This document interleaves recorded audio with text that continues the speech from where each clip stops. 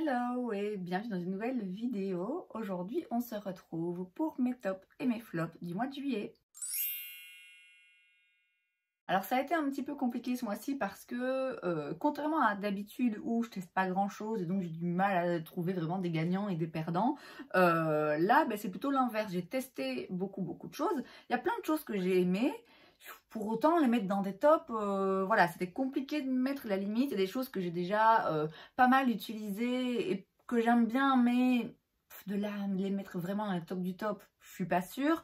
Il y a d'autres choses que j'ai encore eu l'occasion de tester qu'une fois ou deux, et donc j'ai pas envie de les mettre dans des tops ou des flops. Enfin bref, il y a donc beaucoup d'autres produits que j'ai testés ce mois-ci et que j'ai vraiment bien aimés. Là, j'ai juste pris ceux qui, d'après moi, sortent un petit peu du lot parce que je les ai beaucoup plus utilisés et aussi parce qu'ils sont, d'après moi, vraiment très spéciaux. Et comme à chaque fois, on va commencer avec les flops pour le coup, hein, comme ça on termine sur une note positive. Il y a quand même quelques flops. Bon, un qui est un peu de ma faute, c'est cette poudre de chez Sigma, c'est la Soft Focus Setting Powder dans la teinte Buttermilk. Alors c'est de ma faute parce que cette poudre, elle est trop foncée pour moi. C'est la deuxième plus foncée, donc il n'y en a qu'une qui est plus claire, il me semble.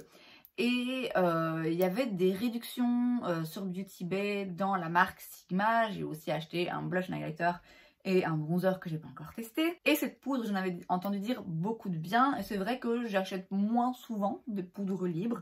Et du coup, c'était l'occasion. Est-ce que j'ai acheté cette teinte parce que c'est la seule qui était soldée? Est-ce que je me suis trompée? Est-ce que l'autre était plus de stock? Je sais pas. Quoi qu'il en soit, celle-ci est beaucoup trop foncée pour moi. Quand je l'avais reçue, je m'étais dit non mais en vrai ça va aller parce que là je suis bronzée et que c'est vrai que justement j'ai parfois des poudres transparentes, des poudres libres transparentes qui teintent quand même un tout petit peu, qui parfois éclaircissent un petit peu mon teint, donc c'est pas plus mal pour essayer d'en avoir une qui est un petit peu plus foncée. Elle est beaucoup trop foncée, beaucoup trop foncée et trop orangée. Donc je la mets dans les flops parce que ça n'a pas du tout marché au point où je m'étais maquillée. J'avais fait déjà une partie de mon teint. J'ai ensuite pris cette poudre et j'avais un blush un petit peu mauve crémeux. Et puis j'ai mis cette poudre donc en dessous de mes yeux. Et alors là, tout est devenu orange. Mais alors quand je vous dis orange, et on dirait pas en fait comme ça. On dirait pas. Et alors la texture de la poudre a l'air vraiment très intéressante. Là comme ça vous vous dites bah non ça se fond bien. En fait dès que vous la mettez par-dessus un autre produit, ça devient orange. C'était atroce. J'ai été me démaquiller. J'ai tout retiré. C'était horrible, irrécupérable. Vraiment, cette poudre, je ne vais rien en faire. Ça me fait mal au cœur parce que c'est pas donné. Et parce qu'en plus, je vous dis, la texture est vraiment pas mal. Je pense qu'elle va vraiment m'intéresser. Donc, je pense que je la rachèterai dans la teinte la plus claire. Mais ça, c'était juste une horreur. Et alors, je pense quand même que, même si en effet, la teinte ne me convient pas, je pense quand même que ça fonce pas mal. Et c'est le cas de certaines poudres, en effet, quand vous allez la mettre sur un produit crémeux, ça va, ouais, ça va foncer un petit peu. La poudre va foncer un peu, vous voyez. Donc, non, ça, voilà, c'est un flop. C'est en partie de ma faute. Je pense que c'est aussi un petit peu la poudre, parce que vous pouvez avoir des poudres foncées, mais qui ne foncent pas autant. Je sais pas si c'est très clair ce que je raconte. C'est un flop absolument atroce qui m'a fait aller retirer mon make-up et je pense que je vais essayer de la revendre parce que ben voilà, je l'ai utilisée une fois, elle est presque pleine, hein, elle est pleine, je l'ai utilisée une fois. J'ai même pas utilisé une fois, j'ai utilisé une demi-fois parce que j'ai fait un côté et je me suis dit qu'est-ce que c'est que ce truc et j'ai été tout retirée. Donc je pense que je vais la vendre, mais ouais, c'était un gros loupé. Autre loupé, alors bon, moins grave parce que moins cher. Je l'ai testé qu'une fois, mais c'était tellement moche que j'ai jamais osé le retester parce que j'ai pas envie de foirer mon make-up quoi. Franchement, c'est hyper frustrant quand on fait son teint, quand on fait tout, quand tout est bien et puis on rajoute un truc, ça nique tout le teint. Moi, ouais, c'est le genre de truc, ça me fait chier. Ça me fait chier parce que j'ai pas envie d'aller me démaquiller et en même temps, j'ai pas envie d'avoir un make-up qui me plaît pas. Bref, c'est un highlighter liquide de chez Shiglam. C'est le Glow Bloom Liquid Highlighter dans la teinte Vanilla Frost. J'adore les blushs liquides de Shiglam dans cette gamme. Mais alors ça, alors c'est joli, hein. C'est très joli comme ça. D'accord. Très beau. en fait, quand je l'ai mis par-dessus les produits que j'avais sur mon teint, j'avais pas de poudre, hein, je suis pas complètement folle, j'avais que des produits crémeux. Ça fait un résultat d'une mocheté. Je pense que c'est un petit peu, il y a un petit peu trop d'huile là-dedans. Et c'est vrai que je le sens quand je le mets dans la peau, je crois que c'est un petit peu trop huileux. Et en fait, ça déplace tout ce qui est en dessous. Et en plus, ça n'est même pas joli, quoi. Ça fait des morceaux. C'est pas que ça... Ouais, ça déplace ce qui est en dessous, qui s'agglutine en petits tas, qui fait plein de petites taches. C'était vraiment pas très joli. Alors, je vous le dis, j'ai utilisé qu'une fois. Il se peut que par-dessus d'autres produits, ça fonctionne. Mais à partir du moment où, quand je l'ai mis, je me suis dit, waouh, c'est vraiment très moche. Ça vient de flinguer mon teint. Mais j'ai pas envie de le retester. J'ai pas envie de le retester. Il faudrait un jour, en fin de journée, quand je sais que je me maquille juste comme ça pour tester, il faudrait que je me maquille exprès et que je teste ça par-dessus d'autres trucs. Mais a priori, si c'est vraiment très très moche du premier coup, pour moi, voilà, c'est un flop. Un autre flop de chez Shiglam, alors c'est moins un flop, dans le sens où l'highlighter liquide, là, ouais, je ne vois pas vraiment l'utiliser. Ça, je peux l'utiliser. C'est pas que c'est un mauvais produit. C'est juste que pour moi, ils se sont gourés sur le nom. Hein, parce que c'est un lip tint. Donc, c'est censé être une encre à lèvres. Et je trouve pas que ça laisse forcément une teinte. Pas du tout. Même après, c'est peut-être la couleur que j'ai choisie. Hein, parce que là, j'ai la teinte Primp. Donc, c'est un rosé un petit peu clair. Je trouve que ça ne fait pas grand-chose en termes de coloration des lèvres. Alors, une lip tint, c'est pas un truc qui est censé être hyper pigmenté. Mais c'est censé laisser une teinte sur la durée, vous voyez. Or là, c'est pas le cas. Et c'est pas non plus la texture que j'attends d'une lip tint. C'est un espèce de gloss. Alors, c'est joli, hein. Vous voyez, c'est joli. Je le portais avant-hier, je crois, et j'aime bien le résultat, donc c'est pas un flop dans le sens où c'est un produit horrible, c'est juste que pour moi ça c'est pas une lip tint. Alors on passe maintenant au top et je vais commencer avec les deux petites palettes que j'ai de chez Catrice. J'arrive plus à me rappeler si je les avais déjà mis dans mes tops le mois passé, mais il me semble pas. Je sais plus. Donc écoutez, dans le doute, je les remets simplement parce que c'est vraiment un rapport qualité-prix vraiment très très intéressant. Aujourd'hui, je porte la Hot Mocha et en fait, c'est vraiment des palettes avec lesquelles je peux faire des looks hyper simples, hyper rapides, hyper travaillés aussi si j'ai envie. Mais en ce moment, j'avais pas envie. Donc voilà, dans le doute, ne sachant plus si je les avais mis le mois passé ou pas, j'aurais pu aller vérifier, mais voilà. J'en reparle quand même parce qu'elles sont vraiment pas chères, elles sont vraiment sympas. Autre palette très différente, pas le même budget, je sais plus c'est combien, j'avais acheté sur YesStyle, c'est pas les produits les plus chers, mais j'imagine que c'est pas non plus des prix drugstore. C'est la palette Glitterpedia dans la marque Unleashia qui ressemble à ceci. Qui est splendide, qui est absolument splendide. En fait, vous n'avez que des paillettes. Vous avez des textures, des formulations un petit peu différentes. Vous avez des fards un petit peu plus métalliques, lumineux. Vous avez des paillettes un petit peu plus fines, des paillettes un petit peu plus épaisses.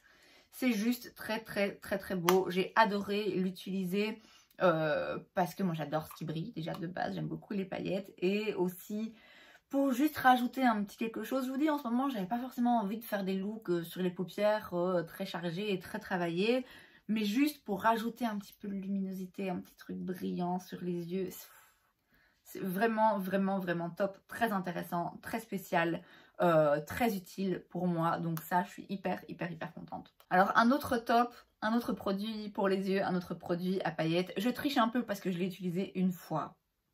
Mais c'est quand même un top parce qu'il est juste trop beau. C'est le Diamond Days Liquid Shadow de chez Moira dans la teinte 05 Eye Contact. Et alors, regardez quoi. Vous allez rien voir en plus, c'est tellement frustrant.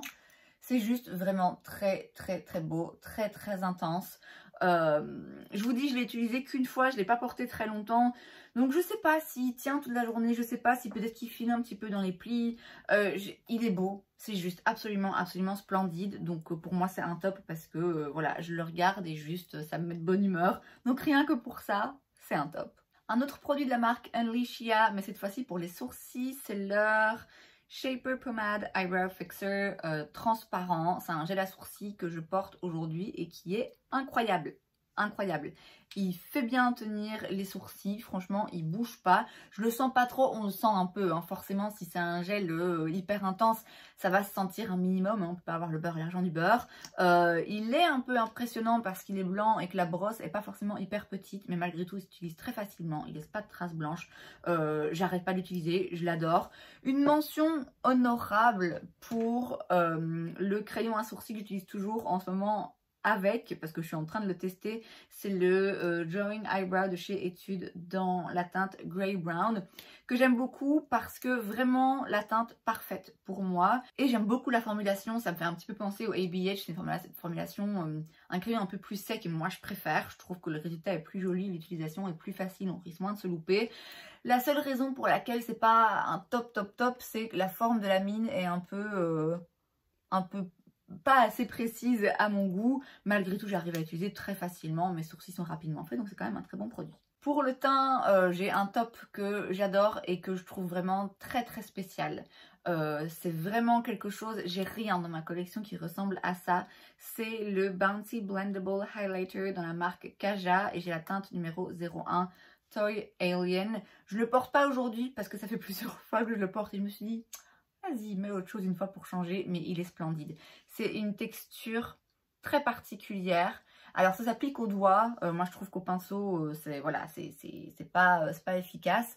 C'est juste très beau. On dirait rien comme ça, mais ça donne un glow naturel et en même temps qui se voit quand même splendide. Vraiment une texture très particulière, une très jolie teinte, un produit différent de ce que j'ai eu jusqu'à présent. Vraiment une très belle découverte. Une mention honorable aussi pour deux produits crème, le Sun Melt de chez Saie dans la teinte Light Bronze et le blush de chez Tower 28 dans la teinte Magic Hour. Je les porte aujourd'hui. C'est vraiment des très jolis produits que j'aime beaucoup porter. J'aime beaucoup les appliquer et je trouve le résultat très joli.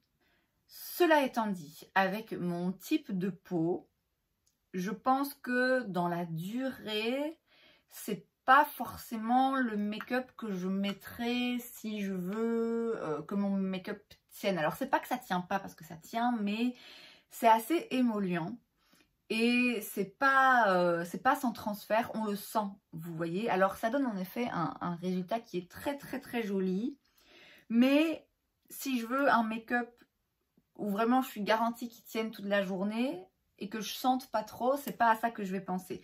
C'est vraiment des très jolis produits, hein. Je suis vraiment très contente de les avoir et c'est vraiment des textures en fait qui donnent un aspect à la peau. On dirait que vous vous êtes réveillé d'une nuit de 12 heures, que vous avez bu 2 litres d'eau.